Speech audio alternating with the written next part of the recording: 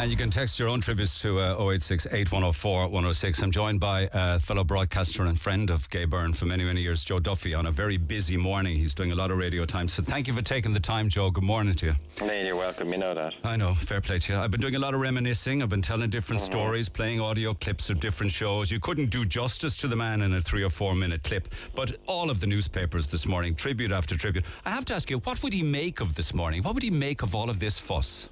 He would dismiss it and poo-poo it, and though towards the end, I think he was coming around to the realisation. He hated the phrase, call it guff, that he was a national treasure, and I just hope, if there is life after what he's been through, I hope whatever that there is for him, it is full of treasures, because if anyone deserves it, he truly does, for what he's been through and what he's done for this country and what he's been for this country over the years. But he would dismiss it. He didn't like going to funerals. He did not like going to hospital to visit people. In one sense, that was my big break with him, Neil. When I came on to the Gay Byrne show, one of the first things we had to do was mark the anniversary of the bicentenary of the hospital in Dublin, and the whole RT had decided that we would do the 2-hour radio programme from the hospital in question, and he said, under no circumstances am I going for 2 hours and longer into a hospital. And he pointed to me and said, you go down and do it. So I did the 40-minute insert or whatever.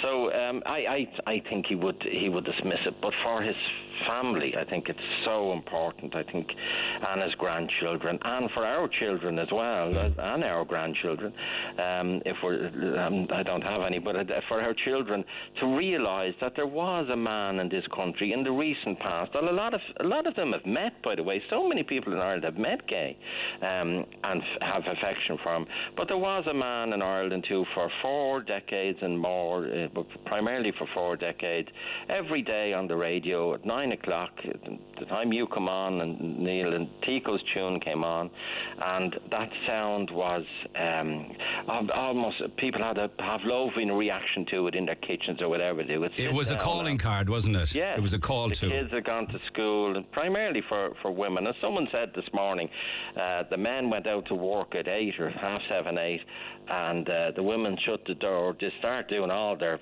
extraordinarily hard work they used to have to do and still do, the children, the house, everything.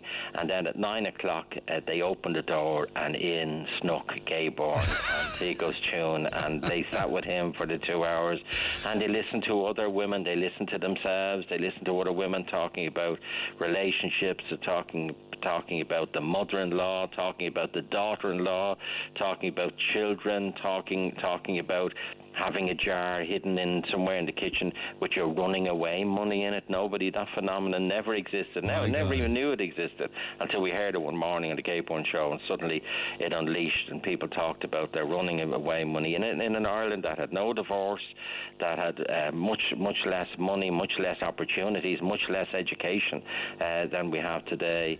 And it was an incredible rainbow every morning for people in the country. Yeah. And there must have been incredible bravery there as well, because this had not been, none of this had been done before, and he had to push boundaries, even reading letters on air. He was the man who introduced phone calls on radio. That's even though RT didn't want to do it, they thought, oh my God, people could say anything they wanted then. You can't have that. That was one of the things I think he learned when he came to radio. He came to radio 10 years after he started. Like, he was doing sponsor programs. Sorry, he was doing sponsor programs in 1958. They were 50, people don't understand, 15-minute programs. Jacob's Biscuits, which were 15-minute adverts for either of the brands, whatever brand in question, interspersed maybe with a couple of letters or a phone call or whatever. And he was doing them for a long number of years. But they were funny, but they were relatively insubstantial. And then in 1972, 10 years after the Late Late Show started, effectively radio in Ireland changed and became what it is today, i.e. it started going on basically 24 hours a day. Yeah. It had speech programs, like there was a time, believe it or not, in my lifetime that RT Radio went off the air between 9 and midday, came on between midday and 3, went off the air between 3 and 5. I presume to save electricity or something. I don't know what the argument was. It's cheap to keep it on. And you'd have drama programs, hospitals requests. But it was a completely different station until Gay arrived in 1972, and he upended it. And I think one thing I realised, I was in the probation service before I went to RT in my 30s, and what I couldn't get over, and so you've been in radio from a much younger age than I was, Neil, but what I couldn't get over was the power you had. I could write a script for Gay Byrne and hand it to him, and he could deliver it about some issue or other. He delivered it as if it was his own. And you'd say, hang on, how come that didn't go through as I did in my previous job in probation? How come that didn't go through 12 managers to actually get on air? But the power you had, and he used it wisely, but he also used it very courageously. That's one thing I envied in him, his courage. Yeah, but it was, how much of it was talent and how much of it was hard work? I mean, he put in 12-hour days from early morning to late at night. He rehearsed, he timed, he was meticulous about everything, wasn't he? From the get-go, when he was a young man and he went to the UK, and he had a very, look at some of the clips on Twitter at the minute of him interviewing the Beatles long before we ever realised how big they were.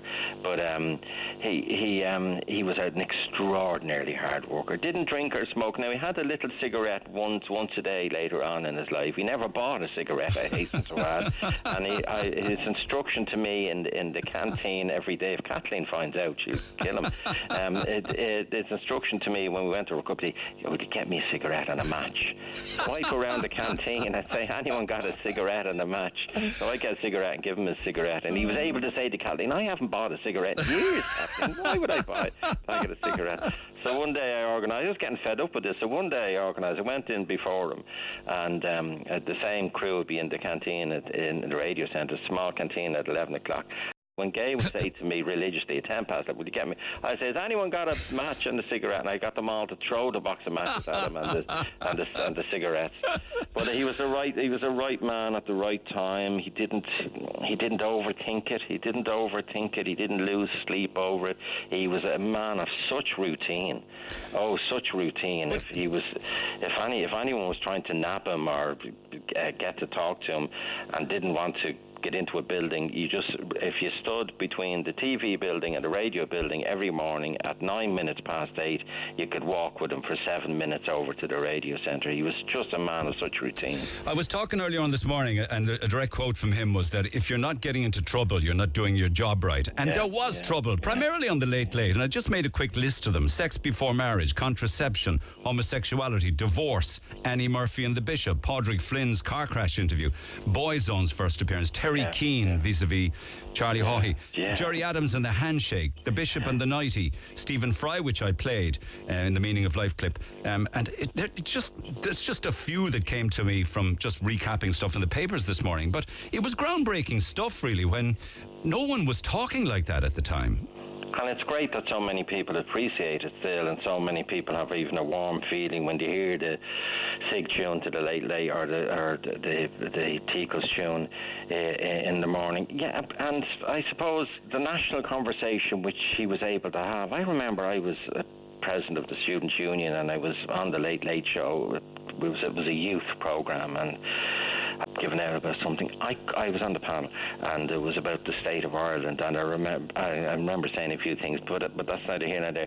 But Neil, what I could not get over was the next week, the number of people, and it's never happened to me since, never, full stop, the number of people who stopped me, who shouted out from vans, from buses or whatever, I saw you on the Late Late last night, you were brutal, or you were good, or fair play to you, mainly you were brutal, but I just could not get over the number of people, and I know in the different world and different platforms, and it's a fantastic rainbow now of media and platforms and social media. I just love it. He loved it as well. He just loved it. He would never ever worry about Facebook or Twitter as it is. Did he worry about the church? Because they hammered him year in, year out, week in, week out. Yeah, which was unfair. Like, even to try and explain to my 25-year-olds about the bishop and the nightie, like, they just laughed yesterday when he asked this woman what she wore on her wedding night, wasn't it? It was a quiz. It was like a generation game. She asked the husband. The whole thing was she'd ask the wife a question, and the husband would be off. It wouldn't be able to hear the answer, and vice versa. Yeah. So he said to her, "What did you wear on your wedding night? Did you wear what colour nightie or whatever?" And she said, "Gay, I don't think I wore anything." Okay, and so normal enough now. Now yes, exactly. But Gay. This went on, and then there was a Saturday night. The Sunday papers, as it was then, would go late, and some bishop from the west of Ireland. Now, Gay said in recent years he had no compunction in saying it, that he reckoned the bishop had a few too many jemmies in him at the time. But the bishop rang the Sunday press and said Gay Byrne show should be taken off the air. It's a disgrace over this, and it became known. Would only happen in Ireland. It became known as the bishop and the nightie affair now. But that if anyone marked, and by the way, he was a very respectful man, and I remember one of the things he said to me very early on: you have to respect other people's religion. You've got to respect people's religion and other people's religion. He was very religious, as Annie went to Mass every single day on the North Circular Road before she came home, and gave him every morning. He was the baby, he was the youngest, and he loved her deeply. She died on a Christmas Eve. She came home and gave him an egg flip, Neil, laced, he didn't know this, laced with whiskey, right, to set him up for the day in Sing Street School. This was a man, maybe that's where he got his little liking for Jemmy later on in his life. But he didn't drink. He didn't drink for such a long time. And his relationship with the church, I think, is fascinating. And it would be fascinating to see. And I presume some bishops like Dermot Martin and Eamon Martin will come out and talk about him in a warm way over the next few days. But his argument would be, like, let people talk. What's the problem? Yes, but let people talk. Yeah, but there was two spring to mind then. Refusing to shake Gerry Adams' hand was one, and his grilling of Annie Murphy was another, wasn't it? Yeah, the grilling of Annie Murphy was a misstep, and he regretted it. He did, and it did hurt him, the reaction to it. And I'll tell you why I believe it happened. People must remember that before that, on the programme, Bishop Eamon Casey, to his credit, did incredible work with immigrants.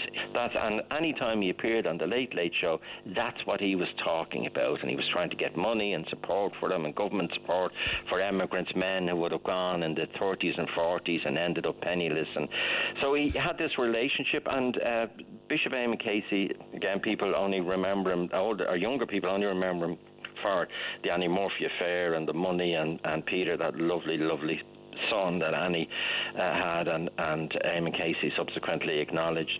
But Gay had an affection for him because he would come on the Late Late Show as a bishop. And remember, bishops.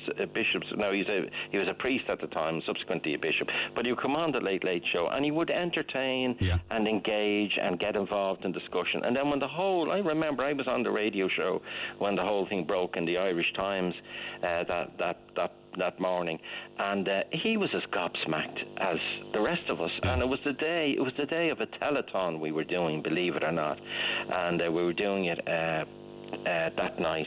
And I remember I came out. Anyway, I won't come out with the joke. I won't repeat the joke I came out with on the telethon about celibacy and celibate of this and celibate of that, because we were trying to auction everything. But he wasn't a happy camper. He was in shock. And then when Annie Murphy came on, it was just a phrase, and he meant the phrase. It was a phrase he used when and she was such a brilliant woman. She was such a magnificent woman, and. I think, by the way, he says afterwards they were extremely warm to. He said that to me the following week. Afterwards, he was extremely warm to her, and she was extremely warm to Gay. But the phrase he said to her was, "Well, if he's half the man his father was," it's a Irish phrase. Yeah. And Annie came back with the most incredible retort. Well, and his mother. Yeah. And his mother. Mr. Now, Gay Byrne. didn't mean it. But anyway, and people, remember, there's a lot of people in the country. Remember, he was once voted the most loved man in Ireland and the most hated man in Ireland in the same poll. Yes, but do you not think that sometimes broadcasters have to take sides rather than, Yeah. I mean, you wouldn't describe him as a fence sitter, like. Yeah, well, especially in RTE, where we are told you're the national broadcaster, you have to be impartial, you have to be fair. As you know, Neil, the politicians, to a man and a woman, they have great mistrust for some reason of RTE. Fianna Fáil think we're out to get them. Fine Gael, the government of the day, think we're out to get them. And then when it comes to things like the licence fee, they say, well, what was it, Alex White, the former Minister for Communications, gave an interview there in the Sunday Business Post about 8 weeks ago, and when he said, like, RTE is in dire straits, I know all the argument, but RTE is in dire straits, they haven't had a licence fee increase in 12 years, is there any chance we'd give them €1 from 162 to 163 or whatever, or 160 to 161, and he said around the cabinet table it was every single, he said he had his own vote, and he reckoned a half a vote from one other cabinet. That was it. Every one of them thought RT was out to get him. So on the one hand, we have that pressure on us, which does come, and I suspect came on Gay. You know, go easy on the politicians. They're the ones that decide the licence fee, and it's decided at the cabinet table. But he ignored all that. He was totally courageous, which is something I envy. I really do envy in him when I look back at all the people and all the institutions he stood up to. Are you going to be paying tribute this afternoon? I imagine you probably do something. Yeah, and it'll be the listeners. It won't be Joe. It'll be the listeners who let them speak on Live Line and let them tell their stories. And by the way, if there's a story of a disagreement with Gay would be the first person to say, put them on. Let's hear them. That's right. That's you know. right. But I don't think we'll find. There were people who disagree with him politically, and when he said the country was banjaxed, and people would be better emigrating, he told young people. He was right at the time, though. There was no option. He's right at the time. And looking back on it, there was a lot going on in the country in terms of corruption and planning than we ever knew about, Neil. So he had and that showed he wasn't party political in that sense. He wasn't feared, but people did disagree with him. So people can say that there's no issue. He has no problem with that. But I think you won't find anyone who said, I met Gay Byrne walking down Grafton Street on Christmas Eve, and when I said hello, Gay, he barged past me. I was with him. He always stopped. He always stopped. He was brilliant. That's the mark of the man, and a beautiful way to end our conversation. Great to catch up, Joe, under sad circumstances. Likewise, but look after yourself as always. Okay. The one and only Joe Duffy, who said, we were blessed to have him and were saddened by his passing.